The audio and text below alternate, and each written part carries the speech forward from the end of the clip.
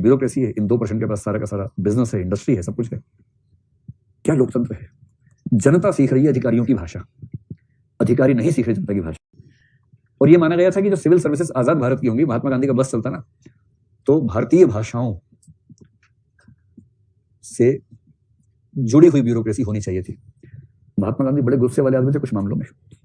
एक छोटी सी किताब लेके गए, यदि मैं तानाशाह होता, छोटी सी किताब है, मुश्किल से 50 पेज की होगी। एक एक पेज पर एक एक विचार है, और एक विचार क्या है, यदि मैं तानाशाह होता तो पहले ही दिन भारत में अंग्रेजी का प्रयोग करना अवैध घोषित कर देता। अवैध, कि भारत में रहना है तो भारत की भाषाओं में काम करना होगा। भारत का लोकतंत्र अजीब टाइप का है। लोकतंत्र का मतलब है जनता का शासन। जनता में से कम 95-98% लोगों को हिंदी या भारतीय भाषाएं आती है, अंग्रेजी नहीं आती। अब तो खैर 90-92 के आसपास आ गया, 70% लोग बोल लेते हैं अंग्रेजी, समझ लेते हैं। आजादी के समय तो और बड़ी स्थिति थी।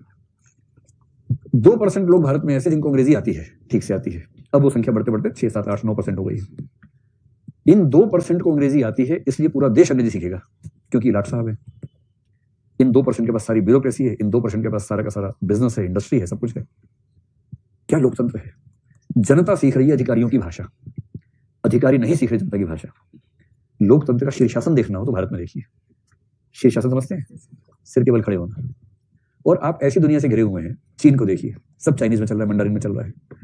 मतलब चाइना में आप मेडिकल साइंस पढ़ने यहाँ से जाएंगे, बहुत लोग जाते हैं चाइना में, रशिया में, पहले 1 साल चाइनीज भाषा सिखाते हैं आपको, फिर उस भाषा में मेडिसिन सिखाते हैं 4 साल। ये रशिया में होता है, फ्रांस जाएंगे वहां ही होगा, जर्मनी जाएंगे वहां ही होगा, सब जगह ही होता है। पहले हमारी भाषा सीखो, फिर हमारी भाषा में चीजें सीखो। और यहाँ कोई अंग्रेज आके आपसे अंग्रेजी में बोले, शर्म आ रहा है, कैसे मैं हिंदी कैसे बोलूं उसके सामने? फिर आप ऐसी अंग्रेजी बोलते हैं कि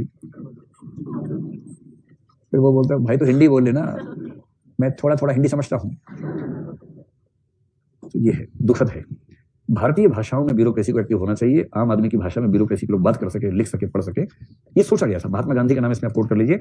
महात्मा गांधी का सपना तो यही था। नेहरू जी इस मामले में रखते, नेहरू जी मिस्टर नेहरू थे और गांधी जी महात्मा गांधी थे। मिस्टर नेहरू ग्लोबल छवि के आदमी थे।